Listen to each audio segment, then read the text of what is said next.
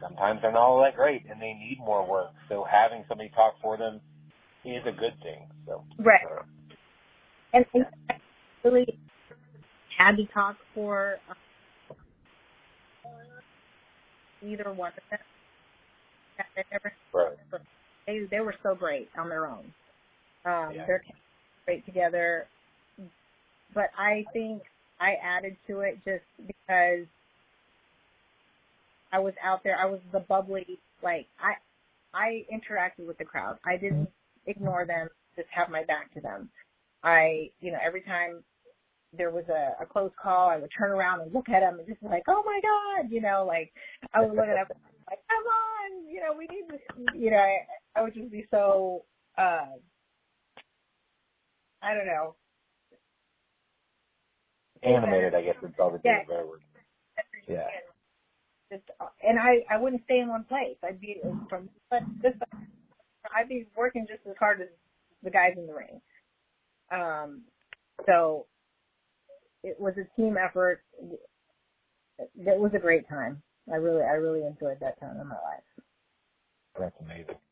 Now, you made your debut in 2003, but you talked earlier about how you grew up watching Glow.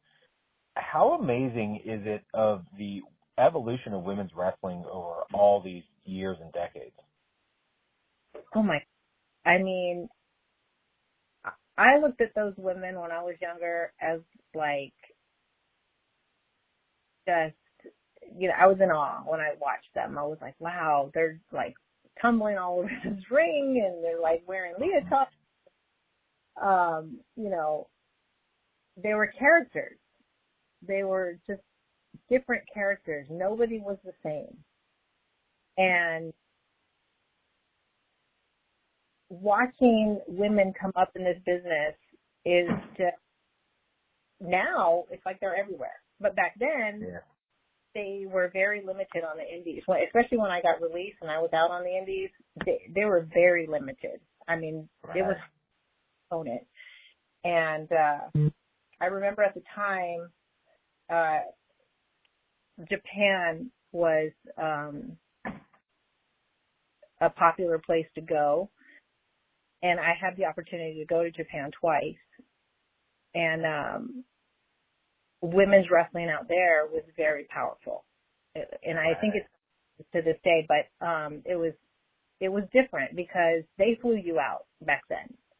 You didn't fly yourself.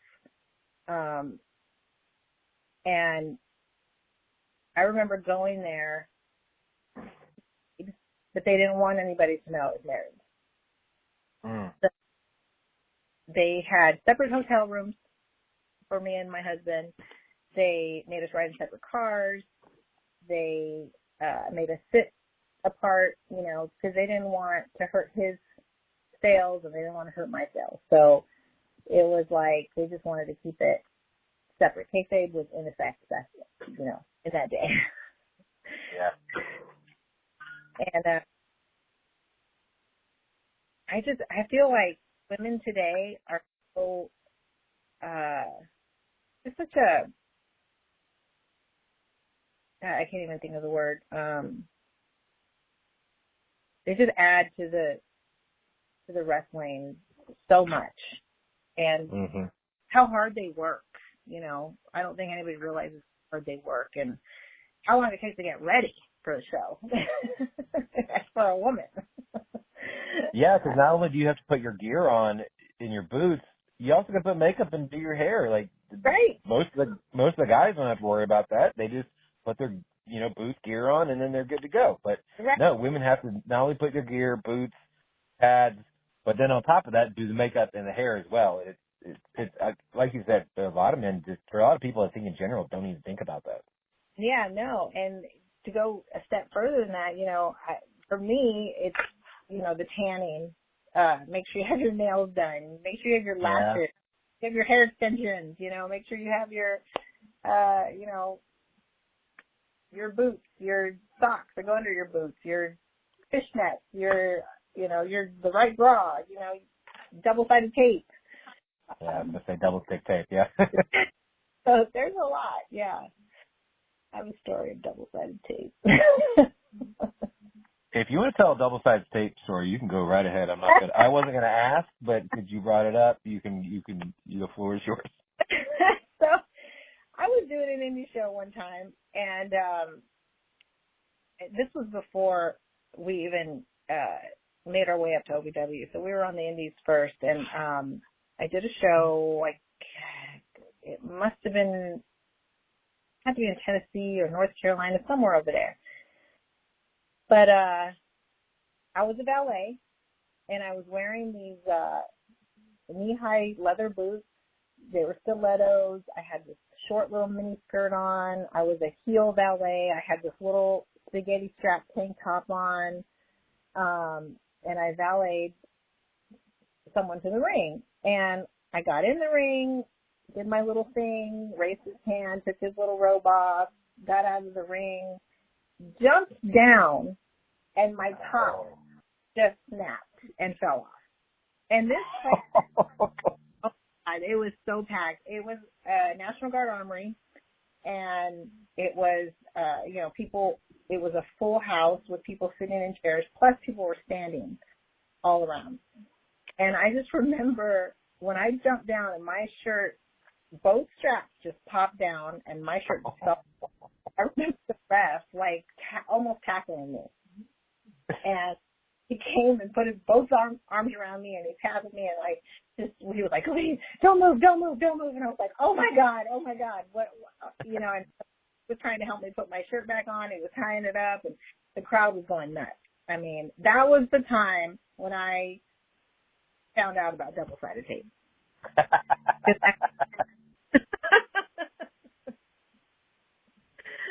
So, yeah, that was a...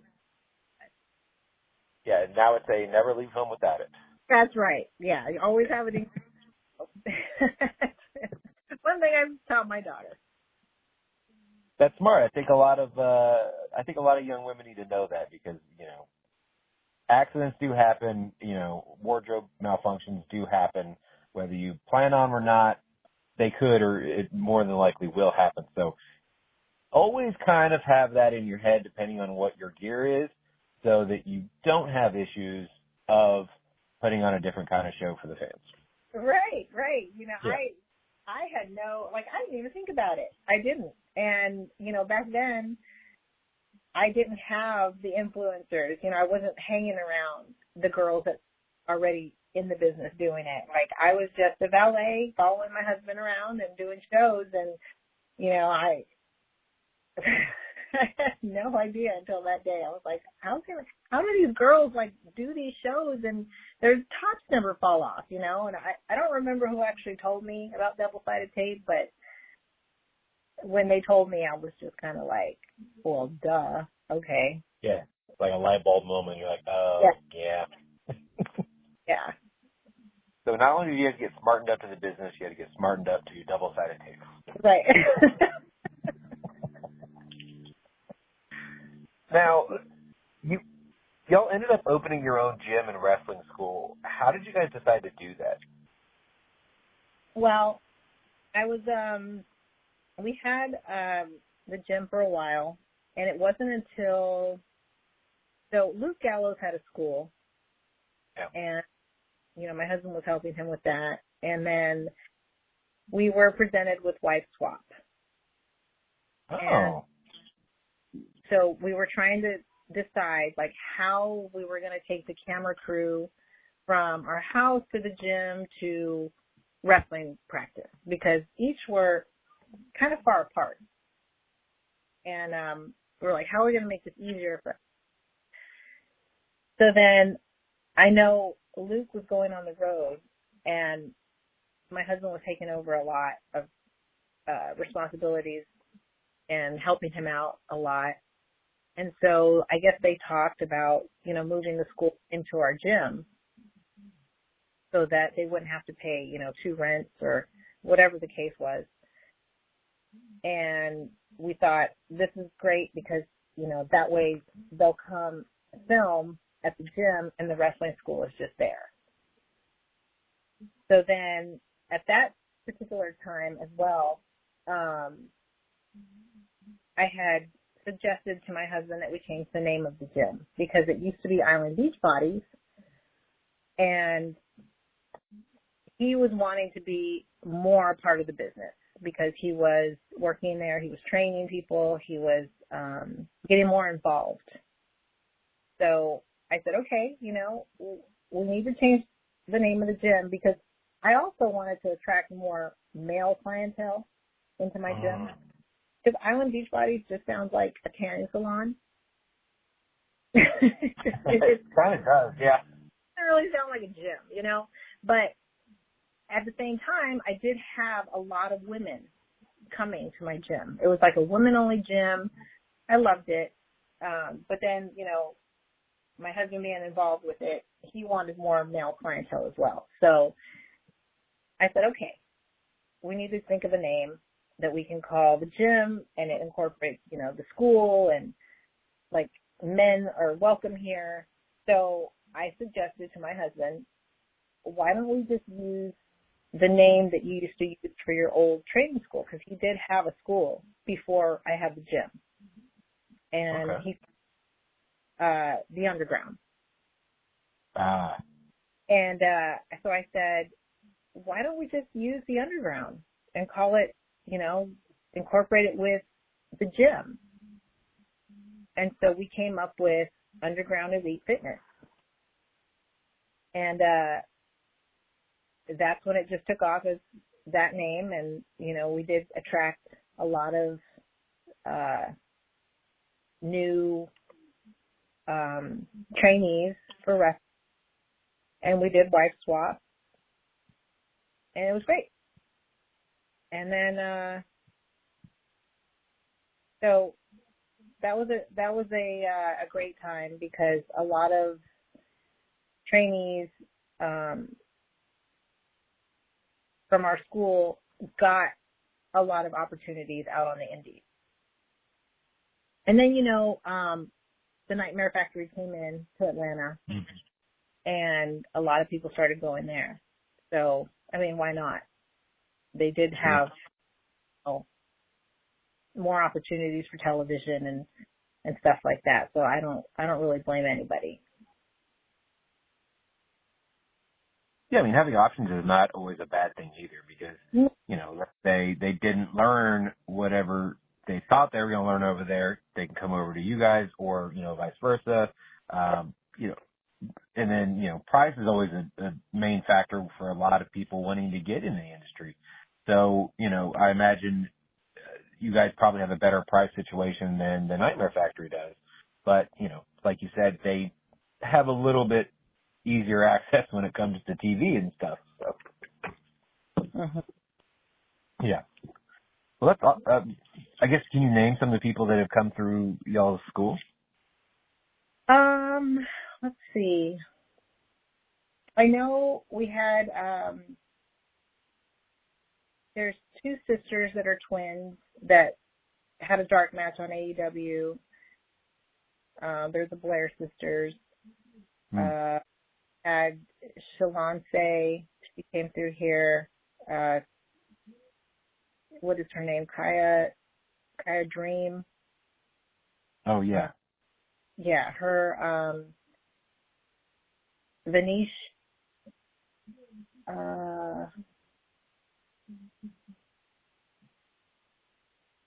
Trevor Eon. He's on a lot of people that are still, working the indies too, but they're working a lot. So I'm trying to still think of names that came through here. Oh, you're fine. Yeah, I think a lot more people need to pay attention to what's happening on the indies because, yeah, it's easier to, watch AEW or WWE or Impact every week, but, those stars that are on the indies are soon going to be in one of those companies, and people need to be paying attention to who they are, what their moveset is, and what the character is. And I think that people need to spend more time paying attention to the indies because I always kind of equate it to, whenever you go see a concert, yeah, you pay to see the main person, but a lot of times you'll pay to see who the opening band is. So you come